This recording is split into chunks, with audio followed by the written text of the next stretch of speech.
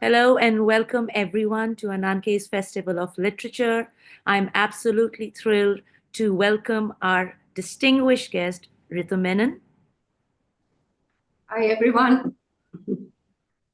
So today we're going to discuss the phenomena of power and voice vis-a-vis the political, social apparatuses and this sub-altern. And a little bit about the topic. Uh, we delve today into the political, economic, and historical manifestations of power, while neocolonial pillars and apparatuses of democracy have been playing a leading role in fueling multipolarity, divisiveness globally, with recent events have led to a shift in narratives and perspectives. And now I'd like to introduce Ritu Menon formally. Ritu Menon co-founded Kali for Women, India's first feminist press in 1984, and is founder director of Women Unlimited, an association of KFW. She is the author of several books, among them the groundbreaking Borders and Boundaries: Women in India's Partition, Out of Lines, a literary and political biography of Nayantara Sehgal, Loitering with Intent, Diary of a Happy Traveler, and editor of a number of anthologies of prose, poetry, and memoirs. Zohra, a biography is in 4 acts, is her latest book. So welcome, Ritu. Thank you. Thank you, Sabine, and happy to be at this festival online. We're more than happy. It's an honor for us, Ritu, having you here. But really, I'm just an any ordinary person, nothing exceptional. There are many, many, many more eminent than I can ever be. Exceptions happen to ordinary people and make I'm not going to let it go. No, that's true. That's true enough. And circumstances, unexpected. Yes. That's true. Absolutely. Yes. Absolutely. Yeah. And certainly I can say that for myself. All right. Definitely. So to open with, yes, please go on. No, I'm waiting. Okay. So I'd love it if you could read a paragraph from your, any of your works that you think is relevant, for this year's theme, which is speaking truth to power, and our topic. Okay. Let me just preface my reading with not a recap, but just a looking back at what our experience or my experience has been over the last 40 years or so, because we've been around for that long. And I have to say that although the publishing has been the primary activity, we have always seen ourselves as linked to movements, particularly the women's movement within India, but also across South Asia, and other progressive people's movements. So whether it's the environment or the peace or the labor movement or movements for disarmament, we have aligned with them, with progressive secular forces across the country, but also as far as we were able across South Asia. This is particularly true of the women's movement. And I have to say that in the decades of the 80s and the 90s, and up until the early 2000s, that engagement was very strong.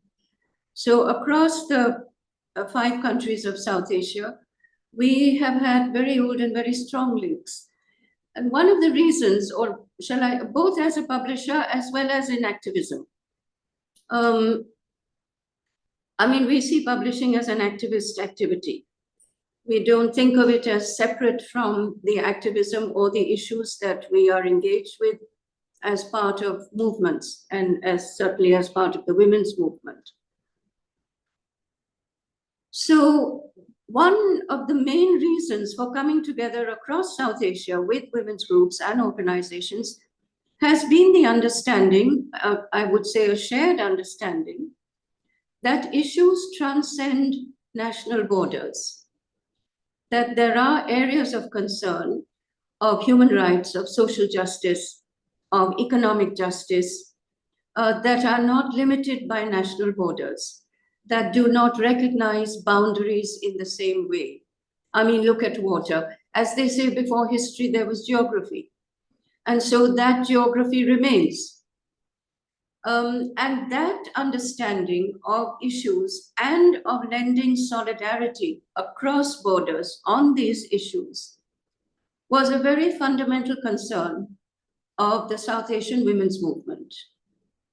So a lot of the writing that emerged, a lot of the activism that emerged, a lot of the issues that were raised, the resistance that we found in Sri Lanka, in Bangladesh, in India, in Pakistan, found an echo in all the countries. And because there was an echo, there was a huge coming together. And when the borders were not as rigid as they are today, we traveled. We traveled across borders as well. And that act of offering solidarity was a very important part of the work that we were doing towards social change. So when I say that as publishers we were active, what I mean is that our publishing was geared towards social change. We were not just picking up any old thing and publishing it. We were putting together material that we felt was significant for the movement across South Asia, and as solidarity. And of course, we published writers from across the region as well, which we still do. So that's been something that we felt was a voice to raise to the powers that be. One other point that I'd like to make is that we have always been speaking from the margins, but the margins is the place where you can resist from. It is difficult to resist from within the mainstream. It is difficult to resist from within the establishment.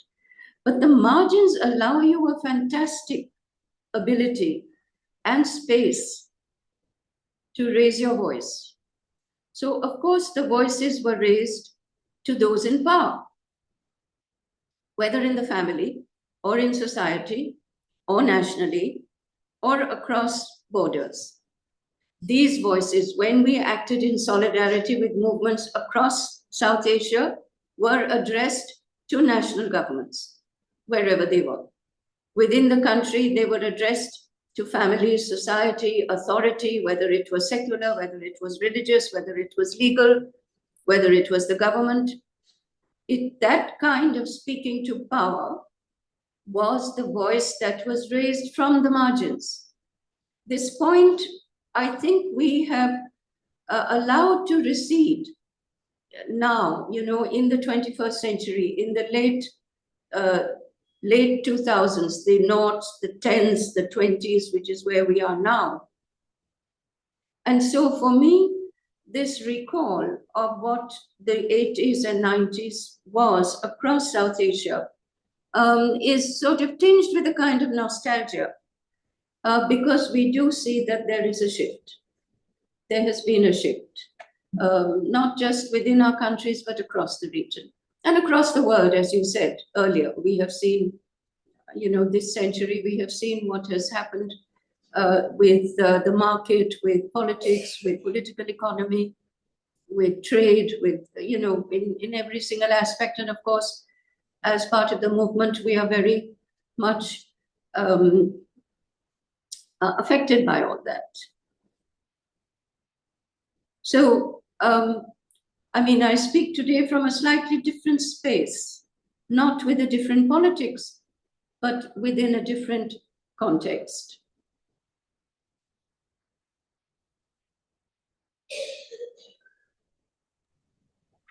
I absolutely agree with you.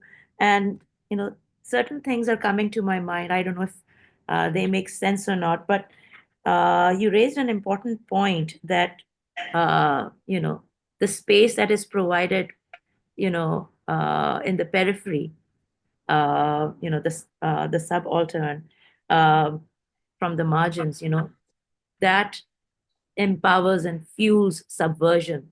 And I'm just thinking, uh, those maybe, and it's like geography as well, one part, one side, or for instance, like India and Pakistan, your people from the margins, they connect because, uh, you know, they're living in the on the margins, uh, Yes.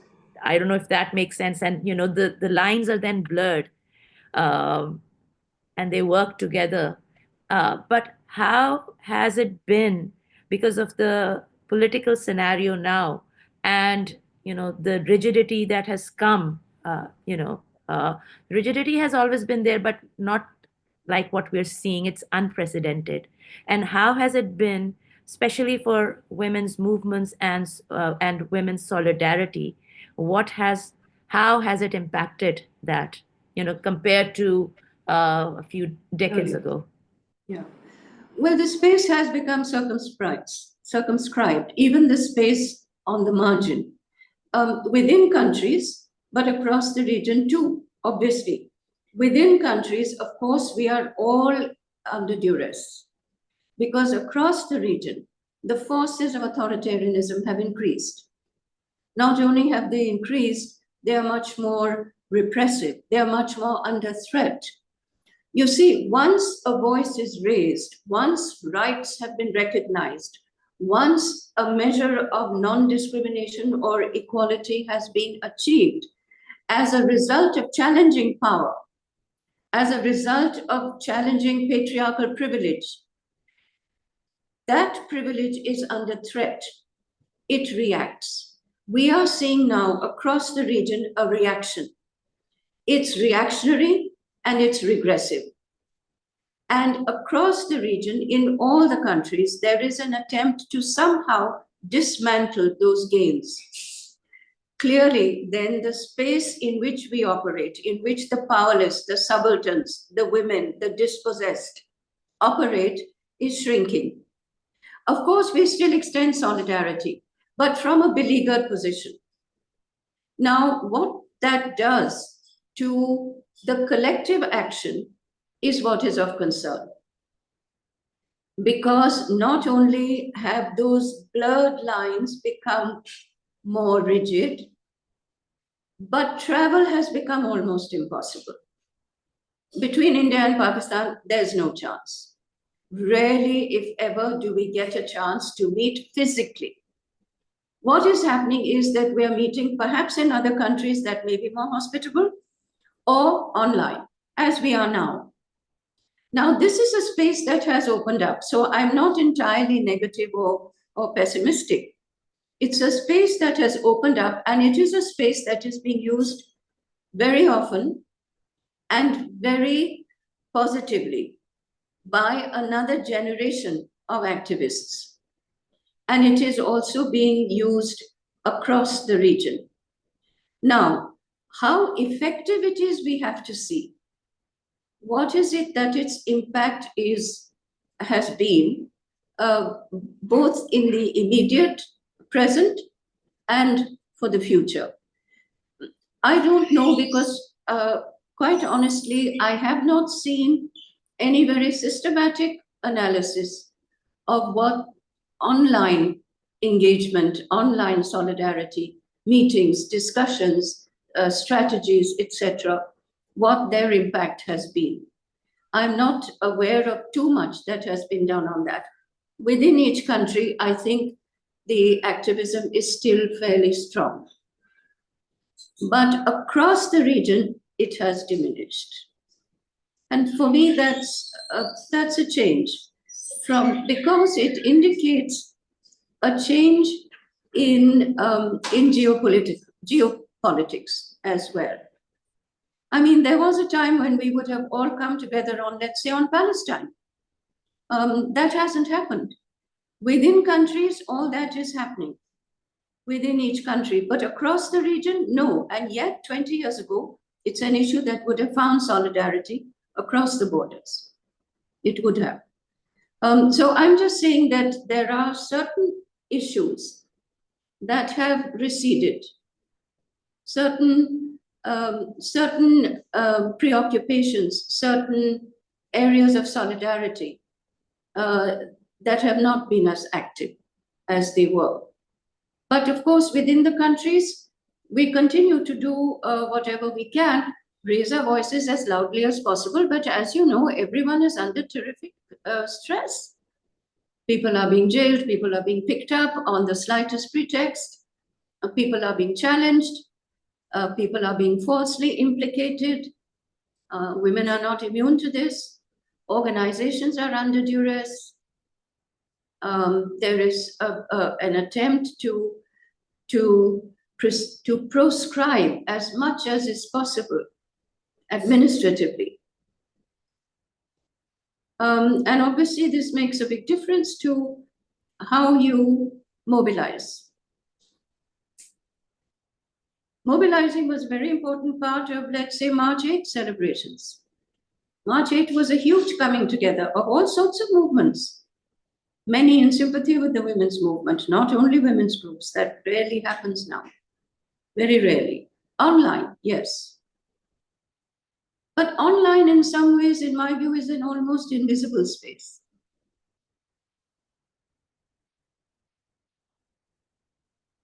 So there is that. I mean, this is a reality. And I think it's, I have to also say that I think that in general, feminist mobilizing across the world has seen a lull. Because I don't see too many, there are movements, of course. I mean, they come together. The Me Too movement, for example, is a very powerful movement, a very powerful questioning of power, speaking truth to it frontally, internationally. I think every country, and certainly internationally, was affected by it. And it did mobilize very, very actively, and I think very successfully. So that's been one movement of late. Then maybe in the US, the movement, pro-choice movement on reproductive rights. But that doesn't affect all of us. So, isolated movements, there have been. But for example, I have not seen internationally a mobilization of feminists against authoritarianism internationally. And yet we are all concerned about it. 20 years ago, this would have happened. Maybe on issues of the environment and green politics, there is still an international kind of space that is being used for mobilizing, for resisting, for challenging. But the old internationalism has been, in my view, replaced by multinationalism, which is a very different thing. It is not the same thing at all. So there are pockets where we see this internationalism at work. And the environment movement and climate change is probably one of the most urgent. The peace movement also, although again, under considerable stress. And yes, women are active in all. So there's been some kind of dispersal. I mean, that's a very good thing. That's a positive thing. So when you're talking about mobilization, again, so many things coming to my mind. And you're right. Some of the feminist movements, like the Me Too movement, it gained momentum. But I'm also thinking, and you're talking about the environmental movement and the peace movement. The biggest thing that the internet or technology or social media has given us is exposure. Yes. But I'm also thinking, when you're thinking about, for instance, the environmental movement, and this is just my perception or what I'm just thinking, pondering about. I'm no expert on it, so we're the same. Yeah, exactly. So the feminist movement, or the movement, or this solidarity for the Palestinian movement that is like in pockets, big pockets, different countries, but not in solidarity or not in solidarity. Not in number. Everyone coming out exactly, Yes. Yes. or even the feminist movements. So Yes. is that, and maybe I'm playing the devil's advocate here. Environmental movements usually stem from the West, right? Yes. And yes and no. I mean, generally, not like I'm not saying that everything generates from there, but just thinking the environmental, if it's generating, or it's parts of it is coming from the West, and some movements, like the Tunisian movement that emerged, the Arab Spring, right? Spring. And which began with women, or something in Sudan, Yes. These are all global South, not most of them, but some of them. Yes. So but, Africa was very strong on the environment. Yes, so yes, absolutely. The Philippines, the Pacific Islands, Yes. that raised the question of nuclear testing, for example. That was all the Pacific South. Yes. Africa was very significant in the environment because of the extraction and so on. So yes, you're right when you say that the Arab Spring and movements like that challenging democratically were the global South. That's true. But I would say that what the point about internationalism was that it struck a chord in very different parts of the world, global North as well as global South, because they addressed an issue of common concern, where the fallout would be felt unequally perhaps, but it would be felt across the globe. So there was that element which came into the mobilizing, into the solidarity, into the resistance. And it was possible because there were local movements everywhere. And then they joined in order to become an international resistance, which raised its voice in the UN, in the World WTO, in Davos, in Geneva, wherever. But it raised it collectively. Palestine is not that kind of issue, because the West has washed its hands off. And the global South has not come together on it for a variety of reasons. But my point is that even the Arab world has not come together on it. So as an issue, it is orphaned.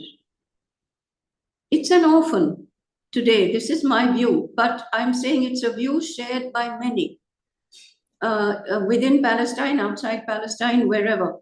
But I'm saying that as a cause, it has not received the same kind of international solidarity that we would expect or that we would hope for. So that's the point that I wanted to make about internationalism. Yeah. So coming back to our discussion, how have the women of South Asia mobilized to build power with and in collaboration and use that collective energy to hold systems to account? Well, I know that on the issue of conflict and militarization, there were earlier several strong initiatives, and they coalesced around peace and human rights. And we had many such meetings, again, as I say, in the 90s and up until the early 2000s. And many reports came out, many, across, from within each of the countries and then across the countries. On violence against women, again, there were 3 and 4 country collaborations by women's groups. On violence against women domestically and by states, both at times of peace and in times of conflict. And in fact, a singular contribution of feminist analysis of violence was that there is no difference between war and peace, that peacetime and wartime are more or less the same. As far as violence against women is concerned, these are not two distinct periods or two distinct events and phenomena. That continuum of violence remains. And this would not have happened if we had not come together across the countries, because not every country is at war. Not every country is experiencing conflict. Not every country is, not the women's movements in each country are not resisting at the same time. But when we look at it historically, when we analyze it contextually, then we begin to see the thread that connects. And of course, lots of groups came up, lots of reports were done, lots of challenges were made, and of course it was addressed in the UN. Now, where do we raise this voice? You raise it within your own government. Of course, you do the status of women reports. You present the status of women reports. Those reports cover many aspects, not just economic, not just labor. And that's where you raise your voice. And you continue to raise that voice. As I say, it has happened less often recently for the reasons that I mentioned in the beginning. And as I said, again, the Me Too movement was one such movement that happened, and it coalesced online, by the way. As you say, that was a very important space for exposure. That's where this happened as well. We were not really mobilizing on the ground so much as online, and it worked. And of course, people on the ground challenged it legally. That happened. And I think it happened in a very effective way. It had an impact. So these are small gains, let's say. Nothing huge, nothing very dramatic. Obviously, we haven't toppled governments, but nor has anyone else. And talking about these movements, like even this Arab Spring, it began and was quite successful, but then it slowly fizzled out. It was appropriated. Yes. It was appropriated by the very powers that it was resisting. Exactly. Yes, that happens with movements. It does happen. There are not too many social movements across the world that manage to remain politically distinct and politically in the game. There are not too many social movements that do that. What social movements can do is to effect a change, even if it is in the short term. That they can do. We have seen it in Peru, we have seen it in Brazil, we have seen it across Latin America. Across Latin America, there are many, many, many instances. The fact that they revert into authoritarianism doesn't mean that that change didn't take place. So it's that old Chinese thing of, one step forward, or two steps forward, one step back. It is a forward-backward movement. And it does happen. I mean, in India, I can give you the example of the anti-corruption movement, where a movement then transformed into a political party. Rare, very rare. It did, and it came to power, and it is still in power, and it is in power in one government, and till very recently in one state, and till very recently in two states. And it is still a political party that is in opposition, but that's rare for a movement to transform into a political entity. That's what happened with the Arab Spring. That movement, which was so dispersed, which had no leadership, which was of the people, then was vulnerable to that kind of appropriation. And of course, it has been completely silenced, completely, more or less completely silenced, except in Tunisia. I mean, a little bit. Yeah. And that's exactly what, that is my point, because whenever you talk about these movements, the conclusion is, or the narrative that has been created is that it fizzled out. And this is the conversation that we need to have, that yes, things like these happen, but uh, what was the goal? Or like you said, there is a shift, Of course, and there's a that shift. narrative, yeah. It's very important. I mean, we have a Green Party in Europe, in the European Parliament. How did that happen? Mobilizing on the ground. It didn't happen because political parties suddenly became enlightened and decided, oh, yes, we have to be worried about the environment. No, it was the environment movement on the ground that led to the formation of the Green Party, that led then to them being in the European Parliament. Okay, we can say that they are not as effective as they, but they're there. It's very important. I think that we tend to lose sight of the slow incremental gains. After all, what has the women's movement accomplished? In the end, it has meant that there are whole generations of younger women to whom it would not occur not to have these rights.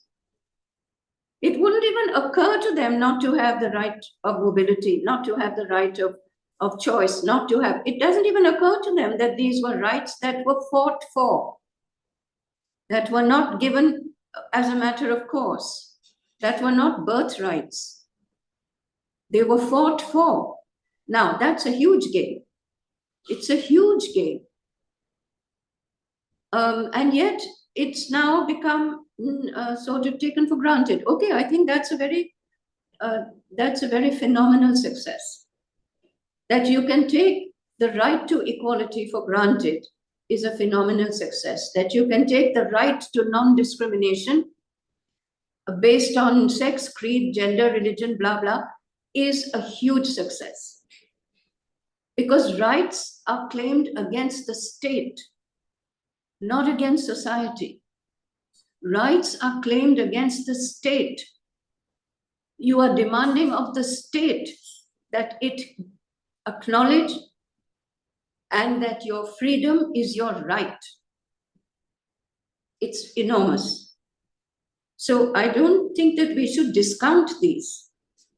We tend to, because of course the situation is so overwhelming.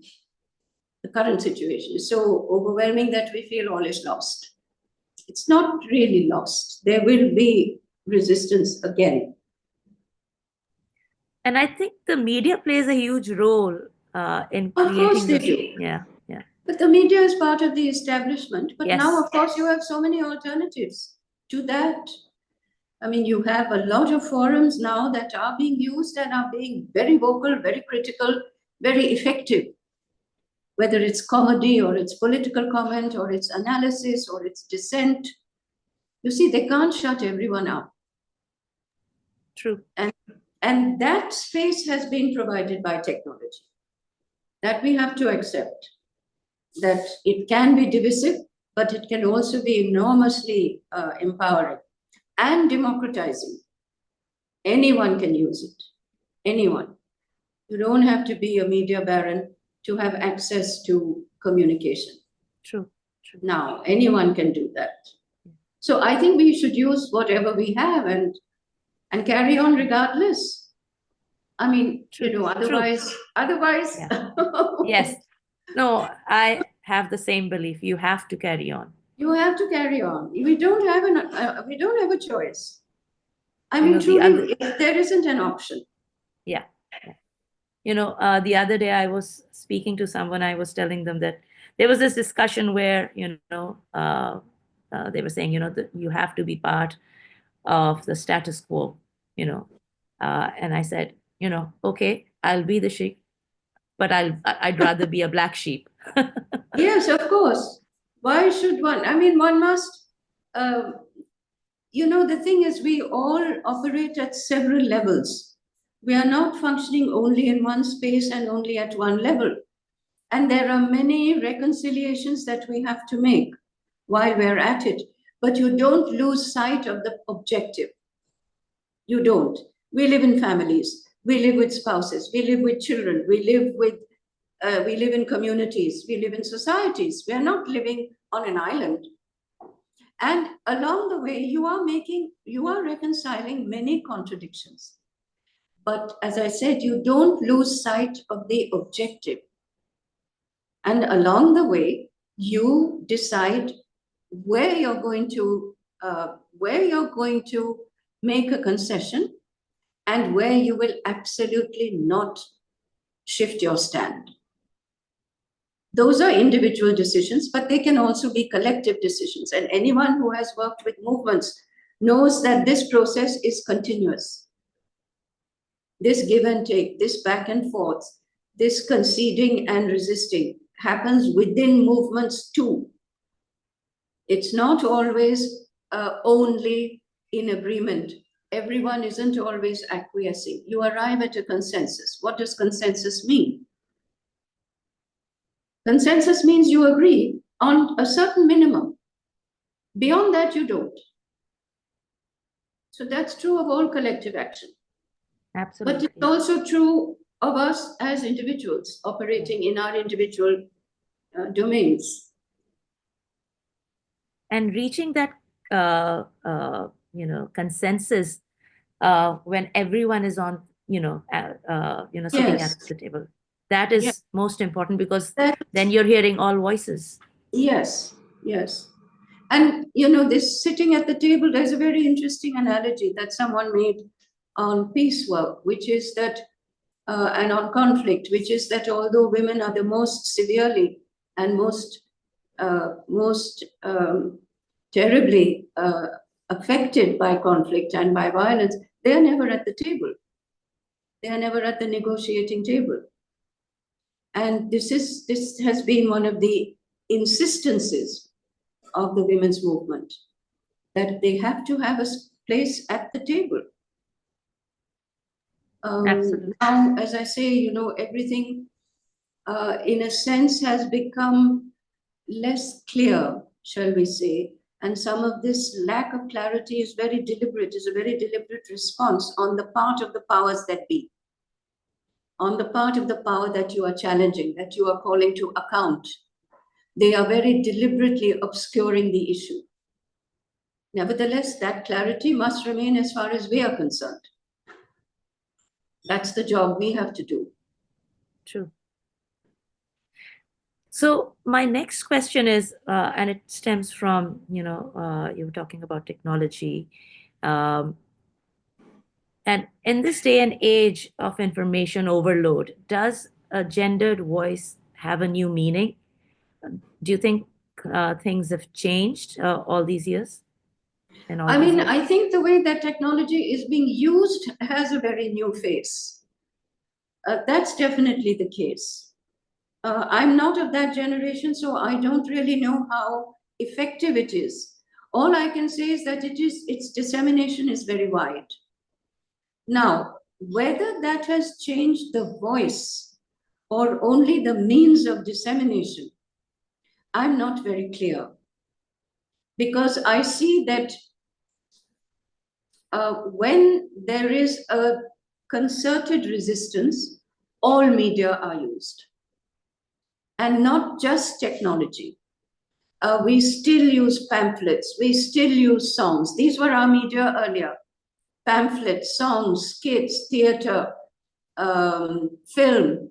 We still use all these media. We are not relying only on, when I say technology, I mean these new means of communication, Insta and WhatsApp and, TikTok and etc. I'm saying that which has become much more pervasive and which was not available to us before is being used together with all these, because one thing we need to keep in mind is that not everyone has access to that technology. And yet resistance is coming from many quarters. And those diverse voices are using diverse means of communication. And they are using all kinds of media, which we don't even know. For example, community radio is very big. What is community radio? It's for those that don't have access to any other means of communicating. And it is very widespread. At least in India, it's very widespread. So community radio is a very effective medium. And yet we don't think of it as being in the same breath as we do of these other social media. I don't know why it's called social media, but other media is what? Is it anti-social media? Is it a-social media? All media is social. I mean, media is not social. So I don't understand this particular definition of it, but okay, since it's used widely, we will use it in the same sense. But as far as I'm concerned, all media are social and all media are being used. They're all being used. Whether they are being used as effectively, I can't say, because personally, I don't have that kind of information. One very interesting thing that has happened, for example, in publishing, which I'm more familiar with, is this whole business of online open access. Okay, that was not available to us earlier. It is now. Print on demand, where a single copy can be printed and being made available within 24 hours. That was not available to us earlier. That's technology. That is squarely technology, because it could not happen with traditional means of printing and publishing. So that's been a very large sort of change. And we have seen it in our work, that it makes for very, very wide access. It makes it possible. Whether it happened or not is another matter, but it makes it possible if you are online. And if your material is available online for open access, then it's available to anybody. So some things technology has definitely made possible.